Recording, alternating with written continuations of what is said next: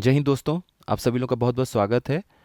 तो top 15 MCQs हम लोग उन क्वेश्चंस को देखेंगे थोड़ा सा डिटेल में, जो काफ़ी इंपॉर्टेंट है या फिर रिवीजन के टाइम में हमसे छूट जाता है। चलिए स्टार्ट करते हैं। पहला क्वेश्चन है इंडियन नेशनल कांग्रेस के अधिवेशन यानी कि सेशंस के ऊपर। 4 स्टेटमेंट आपको दिया गया है, आपको बताना है कि कौन सा स्टेटमेंट इसमें से गलत है। पहला स्टेटमेंट देखते हैं। जो फोर्थ सेशन हुआ था इंडियन नेशनल कांग्रेस का इलाहाबाद में, यानी कि चौथा अधिवेशन जो कांग्रेस का आयोजित हुआ था इलाहाबाद में, 1888 में हुआ था, जिसमें जॉर्ज यूल जो हैं वो पहले यूरोपियन थे जो इंडियन नेशनल कांग्रेस का प्रेसिडेंट या फिर अध्यक्ष बने थे। तो ये बिल्कुल सही स्टेटमेंट है। चौथा सेशन इलाहाबाद में हुआ था कांग्रेस का 1888 में, जिसमें जॉर्ज यूल पहले ऐसे यूरोपियन थे जो अध्यक्ष बने थे इंडियन नेशनल कांग्रेस के। तो ये स्टेटमेंट तो ठीक है। दूसरा ऑप्शन पढ़ते हैं। जो स्वराज शब्द है वो पहली बार 1906 के कलकत्ता सेशन में भारतीय राष्ट्रीय कांग्रेस का अधिवेशन हुआ था 1906 में कलकत्ता में, दादा भाई नौरोजी जी के अध्यक्षता में। उसमें दादा भाई नौरोजी जी ने स्वराज शब्द का पहली बार इस्तेमाल किया था। तो ये भी बिल्कुल सही बात है। स्वराज शब्द का प्रयोग पहली बार 1906 में दादा भाई नौरोजी जी की अध्यक्षता में कांग्रेस के कलकत्ता अधिवेशन में किया गया था। तीसरा स्टेटमेंट, जो एनी बेसेंट थी, एनी बेसेंट 1917 में मद्रास में जब आयोजित हुआ था कांग्रेस का अधिवेशन, तब उसकी वो पहली अध्यक्ष बनी थी, तब पहली महिला अध्यक्ष बनी थी। ये स्टेटमेंट गलत है, क्योंकि जब कांग्रेस का अधिवेशन कलकत्ता में हुआ था 1917 में, न कि मद्रास में, कलकत्ता में हुआ था, तब एनी बेसेंट जो है वो पहली महिला कांग्रेस अध्यक्ष बनी थी। अब चौथा स्टेटमेंट देखते हैं।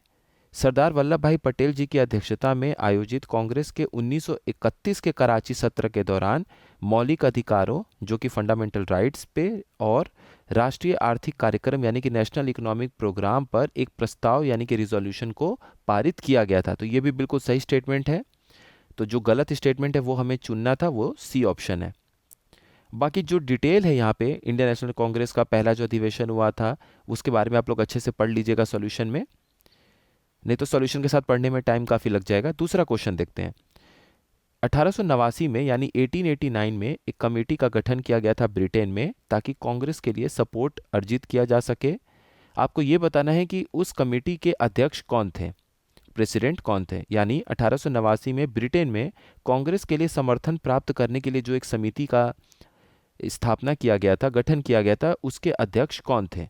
तो आपके सामने 4 ऑप्शन है: सर डब्ल्यू वेटरबर्न, विलियम डिग्बी, दादा भाई नौरोजी और एओ ह्यूम। तो इसका राइट आंसर हो जाएगा विलियम डिग्बी।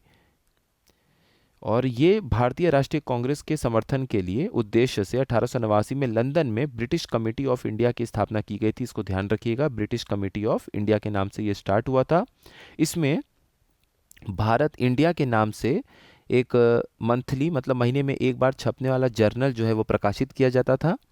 इसको ध्यान रखिएगा, 1890 में शुरुआत किया गया था। इसमें इंडिया नाम से वो पत्रिका छपती थी महीने में एक बार। अगला क्वेश्चन देखते हैं। आपको बताना है कि इनमें से कौन सा स्टेटमेंट सही है, गलत है। 2 स्टेटमेंट आपके सामने दिया हुआ है। पहला स्टेटमेंट, 1885 में पहली बार दादा भाई नौरोजी जी ने डिमांड किया था स्वराज या सेल्फ रूल का भारत के लिए। किस मंच पे? इंटरनेशनल सोशलिस्ट कांग्रेस के मंच पे। यानी कि 1885 में दादा भाई नौरोजी जी ने पहली बार अंतर्राष्ट्रीय समाजवादी कांग्रेस में भारत के लिए स्वराज या स्वशासन की मांग की थी। तो देखिए, उन्होंने ये मांग तो किया था, लेकिन ये 1885 में नहीं था, ये 1904 में था। ठीक है, ये ध्यान रखिएगा, ये 1904 में पहली बार उन्होंने ये मांग रखी थी। तो ये स्टेटमेंट तो गलत हो गया। दूसरा स्टेटमेंट देखते हैं। गोपाल कृष्ण गोखले जी पहली बार 1888 में इलाहाबाद के कांग्रेस अधिवेशन में भाग लिया था उन्होंने। तो ये बिल्कुल सही स्टेटमेंट है, इसको अच्छे से याद रखिएगा। चौथा जो इंडियन नेशनल कांग्रेस का सेशन हुआ था वो 1888 में हुआ था इलाहाबाद में। जॉर्ज यूल, अभी हमने ऊपर देखा कि वो पहले यूरोपियन थे जो कांग्रेस के अध्यक्ष बने थे, और इसी अधिवेशन में पहली बार गोपाल कृष्ण गोखले जी जो हैं वो अधिवेशन में हिस्सा लिए थे। और गोपाल कृष्ण गोखले जी पॉलिटिकल गुरु भी थे महात्मा गांधी जी के। अब लाला लाजपत राय जी के ऊपर कुछ स्टेटमेंट दिया हुआ है, आपको बताना है कि कौन सा इसमें से गलत स्टेटमेंट है। पहला, 1917 में उन्होंने फाउंड किया था Indian home rule league of New York, यानी 1917 में उन्होंने न्यूयॉर्क की इंडियन होम रूल लीग की स्थापना की थी।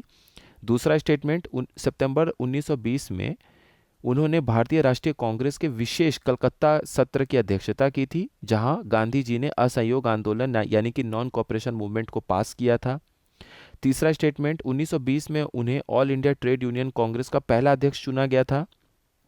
और चौथा स्टेटमेंट, 1905 में उन्होंने फाउंड किया था, यानी कि उन्होंने स्थापना की थी सर्वेंट्स ऑफ पीपल सोसाइटी का। तो देखिए ऊपर के तीनों स्टेटमेंट जो ये दिए गए हैं, ये तो तीनों के तीनों बिल्कुल सही हैं। ये जो चौथा है, 1905 में उन्होंने सर्वेंट्स ऑफ पीपल सोसाइटी की स्थापना नहीं की थी, बल्कि 1921 में की थी। तो ये एक थोड़ा सा फैक्चुअल एरर है, तो ये वाला ऑप्शन डी ऑप्शन सही हो जाएगा। साथ ही साथ 1894 में उन्होंने पंजाब नेशनल बैंक की सह स्थापना की थी, को फाउंडर थे उसके। अनहैप्पी इंडिया यानी कि दुखी भारत के नाम से उनकी एक लिटरेरी वर्क आती थी। आप लोग इंग्लिश में याद रखिएगा, अनहैप्पी इंडिया के नाम से किसने लिखा था, ये किसकी साहित्यिक कृति थी, लिटरेरी वर्क था, तो वो लाला लाजपत राय जी का था। और आप लोगों को पता होगा कि 1928 में जब साइमन कमीशन के खिलाफ प्रदर्शन चल रहा था देश भर में, तो लाहौर के उस समय जो एसपी थे जेम्स स्कॉट ने लाठीचार्ज का ऑर्डर दिया, और उसी में बहुत बुरी तरीके से जख्मी होने के बाद में इनकी मृत्यु भी हुई, लाला लाजपत राय जी की। इसी के मतलब इसी बात का बदला लेने के लिए फिर भगत सिंह जी, सुखदेव जी, चंद्रशेखर आज़ाद जी, सब लोगों ने मिलकर लाहौर के एसपी जेम्स स्कॉट को मारने का प्लान बनाया। लेकिन कन्फ्यूजन में उस समय जो नए नए ASP assistant superintendent of police थे वहाँ पर लाहौर में, जॉन सॉन्डर्स, तो गलती से जॉन सॉन्डर्स को मार दिया गया, जबकि टारगेट पर थे जेम्स स्कॉट जो कि वहाँ के एसपी थे। तो नए नए जो एएसपी बने थे जेम्स सॉन्डर, उनकी डेथ हो गई। फिर अगला क्वेश्चन देखिए, आपको ये बताना है कि निम्नलिखित में से कौन सा कथन सत्य है या नहीं है क्रांतिकारी जो आंदोलन हुए थे रिवॉल्यूशनरी मूवमेंट उनके रिगार्डिंग। पहला, अभिनव भारत सोसाइटी की स्थापना विनायक दामोदर सावरकर और उनके भाई गणेश दामोदर सावरकर ने वर्ष 1904 में किया था। दूसरा, इसे सबसे पहले नासिक में मित्र मेला नाम से स्थापित किया गया था। तीसरा, सावरकर के क्रांतिकारी विचारों से ही प्रेरित होकर मदन लाल ढींगरा जी ने लेफ्टिनेंट कर्नल विलियम कर्जल वाइली की हत्या कर दी थी, और ये 1909 में उन्होंने मारा था। तो ये तीनों ही स्टेटमेंट बिल्कुल ठीक है, और बाकी डिटेल आप लोग यहाँ से देख लीजिएगा, काफ़ी डिटेल में ये दिया हुआ है, तो आप लोग इसको एक बार पढ़ जरूर लीजिएगा, ये रिक्वेस्ट है। अगला क्वेश्चन देखिए, स्वदेशी आंदोलन से जुड़ा हुआ ये सवाल है स्वदेशी आंदोलन के ऊपर। पहला स्टेटमेंट देखिए, इसकी आधिकारिक घोषणा स्वदेशी आंदोलन की 7 अगस्त 1905 को बंगाल के कलकत्ता टाउन हॉल में की गई थी। दूसरा स्टेटमेंट, जो लेफ्टिनेंट गवर्नर थे बंगाल के उस समय जब बंगाल का विभाजन हुआ था, तब एच रिस्ले जी थे। ये वाला स्टेटमेंट गलत हो जाएगा, क्योंकि एंड्रयू फ्रेजर जो हैं वो उस समय बंगाल विभाजन के समय में वहाँ के लेफ्टिनेंट गवर्नर थे बंगाल के। इसको ध्यान रखिएगा, ये अलग से भी क्वेश्चन आता है। तीसरा स्टेटमेंट, इस आंदोलन ने स्वदेशी कारीगर शिल्प और उद्योगों के पुनरुद्धार में योगदान दिया था, काफ़ी ज़्यादा रिवाइव किया था जो इंडिजेनस आर्टिसन क्राफ्ट और इंडस्ट्रीज थे। तो ये बिल्कुल सही स्टेटमेंट है। चौथा देखिए, जो नेशनल काउंसिल ऑफ एजुकेशन है यानी कि राष्ट्रीय शिक्षा परिषद, उसकी स्थापना इसी आंदोलन के एक भाग के रूप में की गई थी, क्योंकि स्वदेशी चीज़ों को प्रमोट करना था, चाहे शिक्षा हो चाहे सामान हो। तो तब जो है राष्ट्रीय शिक्षा परिषद की स्थापना, नेशनल काउंसिल ऑफ एजुकेशन की स्थापना की गई थी। ये भी स्टेटमेंट सही है, बस दूसरा स्टेटमेंट गलत है कि जब बंगाल का विभाजन हुआ था तब उस समय वहाँ के जो लेफ्टिनेंट गवर्नर थे वो एंड्रयू फ्रेजर थे, न कि एच रिस्ले थे। इस बात को ध्यान रखिएगा। अगला क्वेश्चन देखते हैं, लॉर्ड कर्जन को किसने इस बात का सुझाव दिया था कि बंगाली भाषा समुदाय के दो भागों को विभाजित करने के बजाय उड़ीसा और बिहार के गैर बंगाली राज्यों को बंगाल से अलग कर दिया जाए?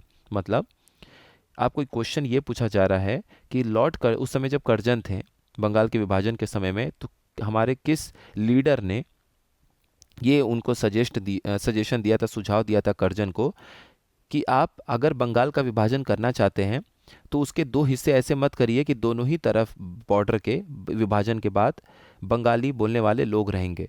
आप जो नॉन बंगाली बोलने वाले लोग हैं जैसे बिहार और उड़ीसा, आप बंगाल का विभाजन इस तरीके से कर दीजिए कि बंगाल से उड़ीसा और बिहार को अलग कर दीजिए, क्योंकि वहाँ पे लोग बंगाली नहीं बोल रहे हैं।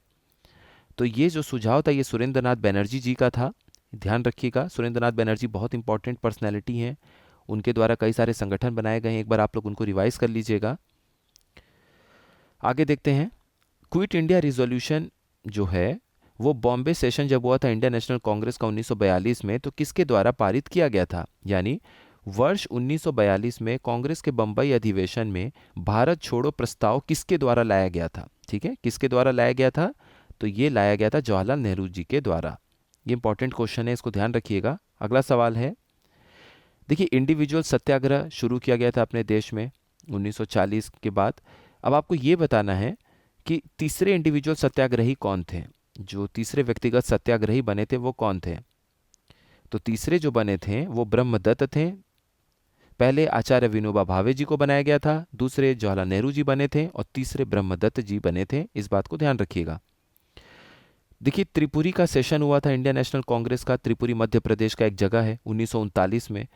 तो जब वहाँ पर गांधी जी के बीच में और मतभेद हो गया था सुभाष चंद्र बोस जी के बीच में, क्योंकि जब सुभाष चंद्र बोस जी दोबारा जीते हरिपुर के बाद, जब वो दोबारा त्रिपुरी का सेशन सत्र का चुनाव जीते और वो कांग्रेस के अध्यक्ष बने, तब महात्मा गांधी जी के द्वारा जो चुने गए प्रतिनिधि थे पट्टाभी सीतारमैया, उनकी हार हो गई थी। उनकी हार को महात्मा गांधी जी ने अपनी पर्सनल हार बताई थी, व्यक्तिगत हार बताया था।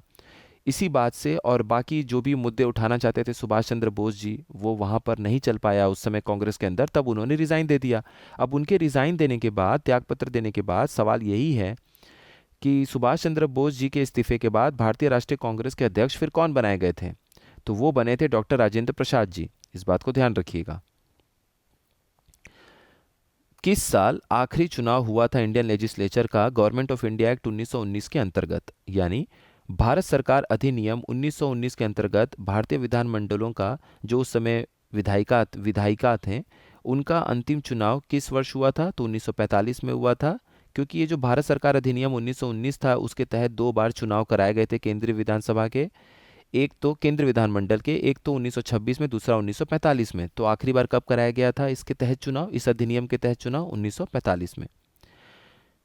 पूना पैक्ट जब हुआ, पूना समझौता 1932 का, उसके बाद हरिजन सेवक संघ की स्थापना की गई। आपको बताना है कि इसके पहले प्रेसिडेंट कौन थे। यानी 1932 के पूना समझौते के बाद हरिजन सेवक संघ की स्थापना हुई थी, जिसके अध्यक्ष कौन थे? तो जिसके अध्यक्ष थे घनश्याम दास बिरला जी, जीडी बिरला जी के नाम से भी हम इन्हें जानते हैं। Who of the following had regarded Karachi session of the Indian National Congress in 1931 as the pinnacle of Mahatma Gandhi's popularity and prestige? यानी निम्नलिखित में से किन्होंने 1931 में भारतीय राष्ट्रीय कांग्रेस के कराची अधिवेशन को महात्मा गांधी की लोकप्रियता और प्रतिष्ठा का शिखर माना था? तो ये किसने माना था? ये सुभाष चंद्र बोस जी ने माना था। ये इंपॉर्टेंट क्वेश्चन है, कई बार पूछा गया है। अगला सवाल देखते हैं। Who among the following decided to launch the Independence Party on 16th of December 1922? यानी निम्नलिखित में से किसने 16 दिसंबर 1922 को स्वतंत्र पार्टी शुरू करने का निर्णय लिया था? आपके सामने 4 ऑप्शन दिया हुआ है, लाला हरदयाल, मदन मोहन मालवीय, उसके बाद मोहम्मद अली जिन्ना और मोतीलाल नेहरू। तो देखिए मोहम्मद अली जिन्ना नहीं है, तो 3 ऑप्शन कट कर दिए, तो बी और सी कट गया। अब आपके पास 2 कॉमन है, मतलब मदन मोहन मालवीय जी तो बिल्कुल हैं। अब देखिए इसमें लाला हरदयाल नहीं थे, मोतीलाल नेहरू जी थे। तो मदन मोहन मालवीय और मोतीलाल नेहरू जी ने मिलकर, आंसर है डी 2 और 4, इन लोगों ने शुरू किया था इंडिपेंडेंस पार्टी 1922 में। और आखिरी सवाल स्वदेशी आंदोलन से जुड़ा हुआ एक और है, इंपॉर्टेंट सवाल है, इसको अच्छे से ध्यान दीजिएगा। पहला ऑप्शन, जब बंगाल विभाजन हुआ तो बंगाल विभाजन के विरुद्ध आंदोलन के दौरान पहली बार संघर्ष के तरीकों के रूप में स्वदेशी और बहिष्कार को अपनाया गया। यानी स्वदेशी और boycott were adopted as methods of struggle for the first time, ठीक है, during the agitation against the partition of Bengal. ये बिल्कुल सही स्टेटमेंट है। दूसरा स्टेटमेंट, 16 अक्टूबर 1905 को लॉर्ड कर्जन द्वारा बंगाल के विभाजन के विरुद्ध ब्रिटिश साम्राज्य पर लक्षित एक आर्थिक रणनीति थी। यानी it was an economic strategy aimed at British empire against partition of Bengal by lord Curzon. बिल्कुल सही। सैयद हैदर राजा ने दिल्ली में स्वदेशी आंदोलन का नेतृत्व किया था। देखिए ये इंपॉर्टेंट है, ये अलग से भी क्वेश्चन आया है। तो सैयद हैदर राजा ने स्वदेशी आंदोलन का नेतृत्व किया था दिल्ली में। और चौथा है, उत्तर प्रदेश में स्वदेशी आंदोलन को वंदे मातरम आंदोलन के नाम से भी जाना जाता था। ये गलत है, वंदे मातरम के नाम से आंध्र प्रदेश में शुरुआत हुआ था स्वदेशी आंदोलन का। और ये जो बी ऑप्शन है, इसको देखिए, स्वदेशी आंदोलन एक तरह की आर्थिक रणनीति भी थी, अंग्रेजों के ऊपर आर्थिक प्रहार करने का भी तरीका था, क्योंकि अगर हम उन्हीं के बनाए हुए सामान को नहीं लेंगे, उनके बनाए हुए स्कूलों में नहीं पढ़ेंगे, तो जाहिर सी बात है कि अगर हम स्वदेशी की तरफ देखना शुरू करेंगे तो एक आर्थिक नुकसान झेलेगी ब्रिटिश एम्पायर। और पैसे आर्थिक की स्थिति, जो आर्थिक रणनीति है, वहीं से ही शुरुआत हुआ था ब्रिटिश एम्पायर का भारत में, इसीलिए इंडिया उनके लिए बहुत इंपॉर्टेंट कॉलोनी था। तो अगर आप उनके आर्थिक हितों पे ही, इकोनॉमिक इंटरेस्ट पे ही प्रहार करते हैं, तो जाहिर सी बात है कि वो आपकी बातों को गंभीरता से लेना शुरू करेंगे। तो यही जो है एक तरह का रणनीति भी था, इसलिए बी ऑप्शन भी सही है। तो डी ऑप्शन गलत है, क्योंकि आंध्र प्रदेश में स्वदेशी आंदोलन को वंदे मातरम आंदोलन के नाम से भी जाना जाता है। बाकी देखिए यहाँ पे डिटेल में जो भी लिखा हुआ है, आप लोग अच्छे से पीडीएफ डाउनलोड करके पढ़ लीजिएगा। जय हो स्टडी के मेन टेलीग्राम चैनल और जय हो स्टडी वनडे एग्ज़ाम जो ग्रुप है, दोनों ही जगह पे पीडीएफ अवेलेबल हो जाएगा। जय हो स्टडी टेलीग्राम चैनल पे भी मिल जाएगा, जय हो स्टडी डिस्कशन ग्रुप से जो लोग जुड़े हुए हैं उनको भी पीडीएफ मिल जाएगा। तो आप लोग ज़रूर रिवाइज़ करिएगा। अगले 10-11 दिन अब बहुत अच्छे से हम लोग को पढ़ना है, उन चीज़ों को ज़रूर देखना है जो हमसे छूट जाता है। तो वैसे इंपॉर्टेंट क्वेश्चंस इन्वायरमेंट, करंट, इन सब के आप लोगों के लिए आएंगे अगले कुछ दिनों में। तो बस आप लोग अच्छे से पढ़ते रहिए, नंबर ऑफ़ क्वेश्चंस भी बढ़ेगा। किसी किसी दिन ज़रूरत पड़ेगा तो 2 से 3 वीडियो भी मिल जाएगा आप लोगों को।